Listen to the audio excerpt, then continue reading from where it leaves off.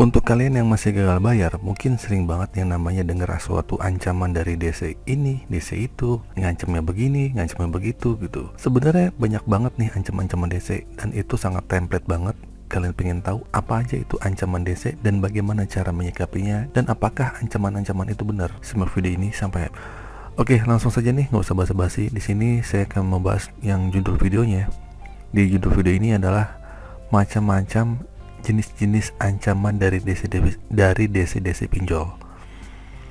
Oke, telat bayar atau gagal bayar atau disebut dengan galbay, tentunya ada risikonya ya yang akan kita hadapi, yaitu penagihan dari DC yang setiap hari menghubungi dengan nomor yang berbeda-beda, menelpon kita mau berbeda-beda, WA dengan berbeda-beda, SMS dengan berbeda-beda, dan juga beberapa pesan ya dan juga ancaman untuk nasabah yang gagal bayar.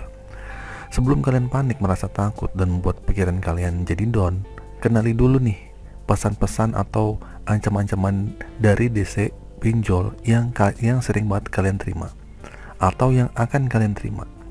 Nah, berikut beberapa ancaman-ancaman DC yang wajib kalian tahu kebenarannya supaya kalian tidak merasa panik atau takut saat didatangi oleh DC-DC pinjol yang datang ke rumah atau ancaman DC-DC pinjol yang mau ke rumah. Yang pertama, biasanya si DC pinjol itu mengancam seperti ini. Pertama, kalian akan didatangi ke rumah kalian dengan melalui perizinan dan didampingi RT RW setempat untuk menagih kalian. Bener kan? Pertama pasti seperti itu. Yang kedua, DC lapangan biasanya akan bilang akan didampingi tim kuasa hukum yang akan datang ke rumah kalian untuk memproses membawanya ke jalur hukum. Oke, bener nggak seperti itu? Terus yang ketiga ancamannya, DC akan datang menjemput dana tagihan secara full ke rumah kalian.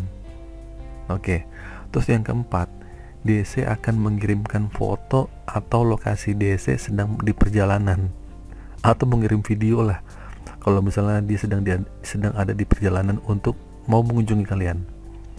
Terus yang kelima, DC itu mengancam NIK dalam satu kartu keluarga akan diblokir permanen.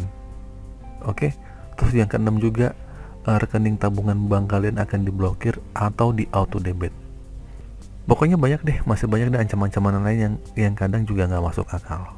Nah, sebaiknya ya kalian tuh jangan takut, karena semua pesan-pesan yang seperti ini itu tidak benar. Ini semua hanyalah salah satu upaya DC untuk menagih kalian. Tujuannya agar kalian panik dan ketakutan supaya kalian segera membayar atau melunasi hutang-hutang kalian.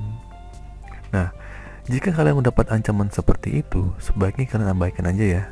Jangan takut, nggak perlu atau nggak usahlah dibalas pesan-pesan seperti itu. Memang ada beberapa oknum DC yang melakukan penagihan atau menghubungi keluar kontak darurat. Pokoknya saya sudah pernah bahaslah di video sebelumnya.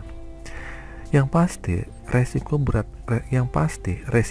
gagal bayar atau telat bayar, data kita akan hanya masuk di slip OJK saja. Terus kedua, cuman didatengin oleh DC yang datang ke rumah. Cuman itu. Terberatnya cuma dua, masuk slip OJK atau didatengin sama DC pinjol atau kedua-duanya. Nah, itu kemungkinan sangat kecil ya. Ada DC yang datang ke rumah, tergantung dari aplikasinya. Kalau didatangi ya nasib-nasiban, kalau nggak didatangi juga ya nasib-nasiban juga gitu kan. Nah, jadi kalian nggak perlu panik atau takut didatengin oleh DC yang datang ke rumah. Kalaupun ada DC yang datang ke rumah, kalian sambut deh dengan baik dan bicarakan dengan baik-baik ya. Tidak seburuk apa yang kalian bayangkan kok. Itu kalian harus tahu ya, kalau di lapangan yang datang ke rumah bukan orang yang suka menagih via telepon atau pesan. Mereka itu beda tim, beda tugas dan beda pekerjaan. Jadi jangan disamakan ya. Si DC lapangan ini cenderung biasanya lebih ramah nih. Walaupun ada yang galak gitu kan, walaupun ada yang ngeselin. Pokoknya kalau datang dengan ramah, sambutlah dengan baik-baik. Dan biasanya nih kalau si Dex Call atau yang disebut dengan Dex Collection atau sebut dengan DC yang bisa nelpon, ini disebut dengan sebuah profesi dengan tugasnya itu fungsi utamanya tuh mengkonfirmasi atau mengingatkan, biasa menelpon lah untuk menagih atau mencet WA lah gitu ke nasabah yang melalui telepon atau melalui WA. Dan biasanya yang ini malah lebih ngeselin. Biasanya dia akan nelpon dengan barbar, SMS dengan barbar, mengirim pesan dengan barbar gitu kan. Dan mereka itu beda sama DC lapangan. Jadi percuma kalau kalau ada DC datang kalian ngomel-ngomel. Saya sudah diomel-omelin nih sama DC ini gitu. Karena beda tugas ya gitu. Dan kalian juga tidak akan bertemu sama DC yang nelpon. Nah, maka dari itu ya, si para DC itu biasanya berani mengancam atau menghina atau mengintimidasi kalian yang biasa nelpon, karena dia nggak bakal ketemu kalian. Ya, mereka itu cuma sembunyi di balik layar dan tidak akan bertemu kalian ini begitu. Malah yang ketemu itu biasanya lebih baik, biasa-biasa aja.